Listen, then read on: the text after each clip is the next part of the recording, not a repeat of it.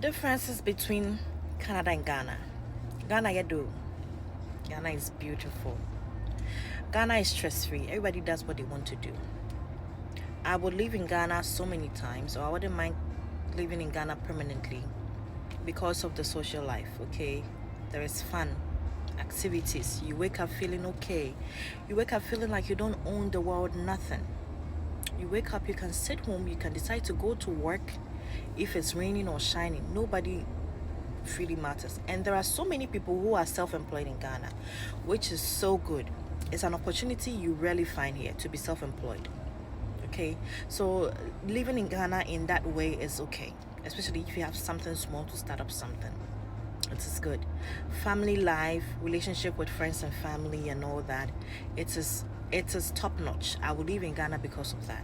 Again, I will live in Ghana because of the organic food, because of um, the beauty with regards to the air and the natural nature of Ghana. A lot of trees, a lot of natural beautiful places. Of course, we have that in Canada too. I'll come there. But Ghana is a beautiful place. Organic foods, especially. You eat right from the farm. Don't take it for granted. You can plant your own stuff, harvest it, and eat. And yeah, that's about Ghana. That's all I like about Ghana. What I don't like about Ghana is the lawlessness. What I don't like about Ghana is the noise. Too much noise. I can't stand it. I can't stand noise. I don't know why. I used to be so okay with noise when I was living in Ghana like some years ago. But when I moved here and I went back to Ghana, I couldn't stand it at all.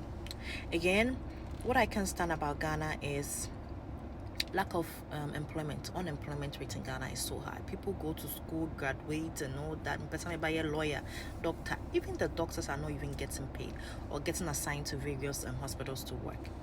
So that should tell you, the level of employment in Ghana or the cost of living in Ghana is a little bit, people are striving in Ghana. People are trying to live in Ghana, okay, because there is nothing there for them to do, especially if you put your child through education. At the end of the day, you expect them to work officially and they are not finding anything. They are not finding any employers willing to hire them because there are no positions available or they can't pay them. I have an example in my home. My sister is a chartered accountant, and as of now, she has job opportunities, but nobody is willing to employ her because of the cost they are going to, put on her, because of how much they'll pay her. They don't have it, so they'll rather not pay her. Okay, and yeah, that's about Ghana. That's some things I also don't like about Ghana. And the internet, I've said that so many times. Internet connection is so bad. That's why I believe that people in Ghana are not adapted to exploring other places in the world or finding to do things themselves, because internet bundle is even not affordable. Okay, bundle. So that's those are the things I don't like about Ghana. And the filth, the roads, so bad. Some of the roads are very bad, other roads are okay. And the filth, people just drop anything anywhere they want without even having the mind to pick them up and put them in the dustbin. I have met in Iraq, even the leaves may touch a crowd from Ghana ferry. But that should tell you the differences. Now, those are the good and bad things about Ghana, okay? Canada. When you're if you come here legally, if your permit allows you to work and stay in Canada permanently or temporarily, you are okay. I'm taking visitors out because visitors but if your permit is okay, like you're a permanent resident or even you're a student or worker in Canada, you can work, you can live by your means, you're okay. Stability is sufficient here. You can work, get paid, use the money to take care of yourself and your businesses. You can even remit some to your relatives back home. It's okay. All right, so Canada gives you stability. That's what I know. Education is not poor here, because even after putting yourself through education, at the end of your studies, you are going to get something to do. So the employment level is really high here. You find job. Trust me, those who haven't found job yet, you will definitely find something related to your education, okay? When you're in McDonald's, and Wendy's, Tim Hortons, so many. The next thing about Canada is the passport. The passport takes you so many places. It makes you explore other parts of the world. The passport takes you to places you never ever thought you could be. And then it makes you advanced in your thinking, open-minded. That's what Canada does for you. And the weather, I will add that it makes your skin look nice. It doesn't matter, but for some reason, the weather is okay. If the weather is okay, it's fine, right? But I don't think that is tangible enough for me to say. But Canada because of the weather. The bad things I don't like about Canada are, number one, the weather. In some places, it is so bad. It is so bad that sometimes people have their ears torn off their body parts if you don't dress warm enough. So the weather is bad. Of course, Canada is known to be one of the most coldest countries in the world. Number two is your mental health. Canada will deal with your mental health badly. Canada will put you through stress levels you never thought you can withstand. Okay? Because there is no social life here. There is no yankoha in your stay. Trust me, if you come here as a permanent resident, you don't have a problem because you don't have to deal with renewing your visas or going to school and combining it with work and blah blah blah and all that. You are one step ahead. But even with that, you still have your own consequences you're going to face. Okay? Canada can deal with your social life in a way that you never thought you imagine, especially when you come here as a student or on a temporary visa. So don't even try it. Get a plan in place. And then also, there is nothing here to do. Even when you want to visit your family members and friends, you have to book an appointment. You have to schedule a time.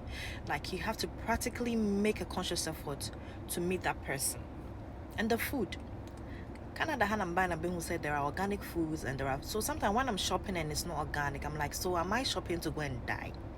Because organic or AA foods are known to be, the most, what should I say, genuine or fertile things to eat. And if you are not buying organic stuff and you are buying the other stuff, does that mean they are not really good? So yeah, you miss the food, you miss the weather from your country and all that. Another thing about Canada is you can work and work and work and work and work and work and work. If you are not smart, because the money rotates. The money goes into circles. When you get paid, you pay your rent, you buy food, you buy fuel, you take care of your kids, you pay tuition, you do this, you do that, and then at the top, you are left with just some few cents or some few dollars. And then you have to wait for your next paycheck to start the cycle again. So if you are not smart, or if you and your husband or your partner here are not mutually effective, it's going to affect your finances so much. Even though you are stable, okay, you wouldn't be able to earn enough to retire early in life. And then also, what I realized with my kids is when we went to Ghana, they could walk barefooted. They play, they meet friends, they meet people who like them, they play, they are joyful and all that. When we came here, even though they were born here and they've lived here for some time, you feel like Obia Shani them. There are play dates and play nights and all that, but sometimes you don't feel comfortable enough to let your kid go into an unknown person's house just to have a play date.